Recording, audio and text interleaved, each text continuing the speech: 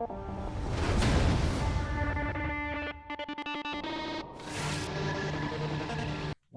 are live, and I'm Sam, Mr. Blitz Tech. Radio GS. J, 1/3 of the Cybernerds. And it's that time we get stuck with another trailer reaction. Today we have Andor Season 2 Special Look Trailer. Last trailer was pretty exciting. What are you man saying? The new season of Andor. I mean, I just want to see the insight and a deep dive into what they're going to bring to Season 2.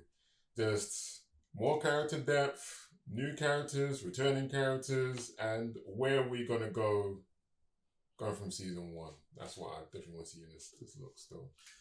In this special look, I want to see some behind the scenes stuff. I want to see some extra Star Wars-y type of things that we're probably not going to get to see in trailers and get to see during the show. I think this will be a good opportunity to do that. Disney Plus usually do lots of that stuff with their behind the scenes shows. So if this is secretly a trailer for a special behind the scenes look at Andor Season 2 or Andor the series in general, I'm going to be very happy with that, because I feel like support content's always needed, and Andor, being one of the best shows, deserves some support content, especially after all of the other shit shows that we've been getting that don't need any support content or don't need to be continued further than this point. Maybe we'll get to see a bit of them man constructing the Death Star, but it's only one way to find out, so let's just dive in. 2 minutes, goddamn. Emergency broadcast, if you can hear me! We are not who we were when we started. Imperial ships are already landing. We need to speak out. We need to stand up. Is there no one who can help us? We need a pilot. A soldier. Everything I did for the rebellion. Revolutionary movements are spontaneously happening all over the galaxy. How those come together is the stuff of our story.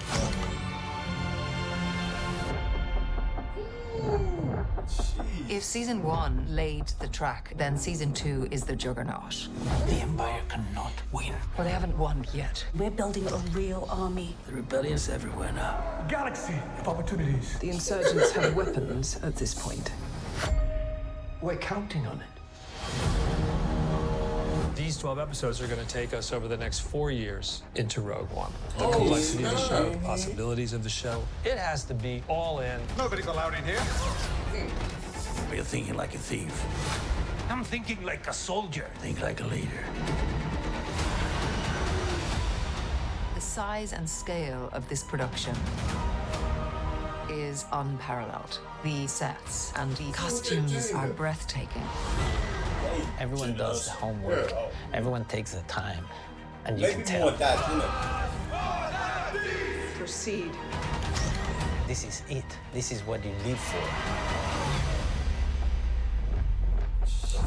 It's human. It's incredibly truthful. And it just happens to be in a galaxy far, far away. It's the urgency of the situation. Not palpable. Lock it down! If we do not stand together, we will be crushed. This is the end. Have no expectations. Jeez. There's so much stuff in there, man. Super hard. That's exactly what I needed to see. Exactly, because it's like even though they did give us like details about, you know, where it is in the timeline and stuff like that, I don't need to see more about the story. I don't need to see more about anything. Like, bro, like we're in such a like position. Like, obviously, like they're saying, this is gonna cover 4 years. We've got Rogue One and we've got the Season 1, like, and then we've got everything after that. So I really don't need anything more to be explained. Do you know what I'm saying? I just want to see, and like them not talking about how big the sets are, just making us know that like this is as big as any Star Wars film, if not bigger. Is that's all I want? Do you get what I'm saying? To your question about Jane Erso, I'm leaving her out completely, and the dad as well. Unless, well, maybe you're gonna hear about the dad because he's an Imperial officer at this point. But at this point, I don't believe he either is or he isn't, because remember in the beginning of Rogue One, he'd already left. He was on the planet and he was coming back to get him to fix it. Do you know what I'm saying? So I would presume that they already had the plans from Galen. They'd been working on it, and then at Rogue One, we hit the snafu. That's like, oh, go get Galen back. Introducing the inclusion of their family again, and because we haven't started with the inclusion of them, and we've put this solely around Andor, which I think is the best thing to do. Like, we don't even need them, bro. Like, do you know what I'm saying? Like, they're just as important without being in this series. Do you know what I'm saying? Like, so I would rather focus on Andor. And it's funny because, like, when my man was talking to him, talking about, oh yeah, be a leader, be this, I was like, bro, Andor doesn't end up being a leader. Do you get what I'm saying? So we're gonna get, like, this guy's giving him a narrative overarching that we know doesn't get fulfilled. So I want to fill in the gaps of this. Like, what is it about Andor that, like, not that he can't get it done, because obviously the Death Star gets destroyed or whatever, but like why can't you do it, bro? Do you get what I'm saying? Like, was you always in a war you was gonna lose? Do you know what I'm saying? Like, I want to get more deeper into this, so more deeper into Mon Mothra. And the thing is, I didn't really love her in the first season because I felt like they just watched the hologram of her from episode 4 and was like, this is her whole character.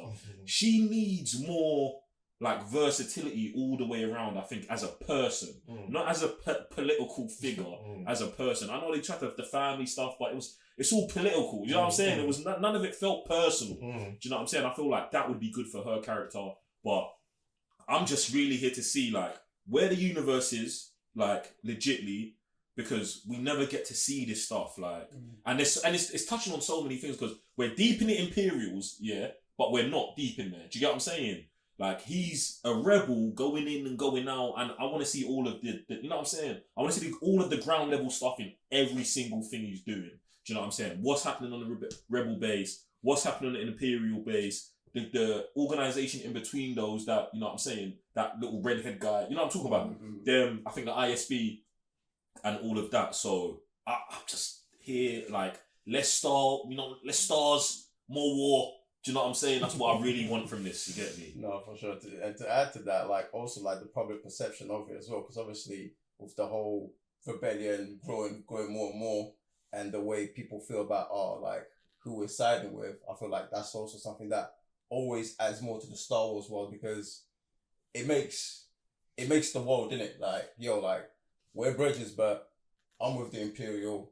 Based on my experience, yo, I'm going with the Rebels. So, like, how we live in this world, innit? But yeah, man, production as well, man, always gotta appreciate the production, because they've been coming through year in and year out, regardless how good the stuff is. I'm not appreciating the production anymore. Really? No, I'm not, bro. Because they abuse it, bro. Because they abuse it. Like, the thing is, like, bruv, it might sound crazy, but when you're Star Wars and you can do this, like, on a daily, true, you can't put out content like The Acolyte. You can't, bro. Because it looks exactly the same. Do you know what I'm saying? That's an issue for me. Like, nah, we're not gonna elevate bullshit, and then, you know what I'm saying, I can't commend them for this. And then you know, down them for that. It looks exactly the same. Everything else, the DNA of it's different, so fix it. Do you get what I'm saying? It does look great though. You know what I'm saying? It looks like Star Wars. Every single time, it looks like Star Wars, but you know what I'm saying? It's harder to tell what Star Wars is good and bad because it all looks good. Do you know what I'm saying? Oh, what are you saying? No, like you guys are just touching on, like, I just want to see how everything does unravel. I like the way they just said that it happens at the span of time as well. And like I said, with Andor, what's his growth there? Obviously, new connections, and like I said, grand level of the way people are reacting to what's actually happening with the Imperials coming in. They're showing their might against the universe or whatever. Then people being like, nah, that's some BS, but no one's actually listening to them. And then the politics, like, I always find Star Wars politics interesting when Jedi or Sith aren't involved. And I feel like Andor does that very, very well, with people, like, going in, sabotaging stuff, and just trying to sway the way everything, or people really think about what's actually happening. So I think the 4 years might be techie though, you know. 4 years, 12 episodes, like, with big jumps. I mean, like, the thing is, you know, in the first season, it felt like 3 episodes was an arc, then 3 episodes was an arc. So maybe it feels like, I mean, I hope that was the best case scenario. Like, I'm like, I would say, it's not like I'm not a fan of time jumps, but it's so rare in between that you get such a vast amount of time skipped in one season and it feels fluid. Do you know what I'm saying? So the fact that, you know, Andor's going to look the same throughout the whole thing is a saving grace, and we're not going from a child actor to an adult or an adolescent to an adult actor. But I'm hoping that it doesn't even feel like time's going past. Do you know what I'm saying? I feel like it just, oh, this is the next chain of events. Yeah, it happened a year and a half later, but it's just that he woke up. Do you know what I'm saying? Like, that's okay as well. Do you know what I'm saying? If everything in a year and a half was the same, you know what I'm saying? Like, Groundhog Day until the next event. But I'm interested to see how they handle that as well. Probably must run that thing back again, bro. Come on. Emergency broadcast, if you can hear me. We are not who we were when we started. Imperial ships are already landing. Protesting. We need to speak out. We need to stand up. Do you mind know what happens there? Help us. Pilot. It's mad. That's all true. Everything I did for the rebellion. Revolutionary movements are spontaneously happening all over the galaxy. How those come together is the stuff of our story.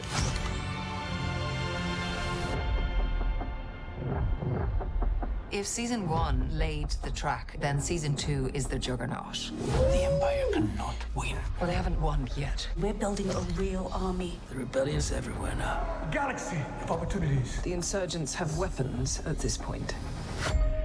We're counting on it. These 12 episodes are going to take us over the next 4 years into Rogue One. The complexity of the show, the possibilities of the show. It has to be all in. Nobody's allowed in here. You're thinking like a thief. I'm thinking like a soldier. Think like a leader.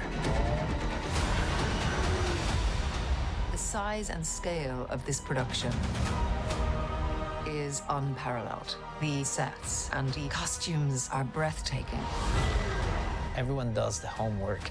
Everyone takes the time. And you can tell. Proceed. This is it. This is what you live for. It's human. It's incredibly truthful. And it just happens to be in a galaxy far, far away. It's the urgency of the situation. They're taking a piss of the week, you know. Palpable. Lock it down! If we do not stand together, we will be crushed. This is the end. Have no expectations. Oh man, it's gas for this, man. You lot jump in the conversation and let us know your thoughts on the new season.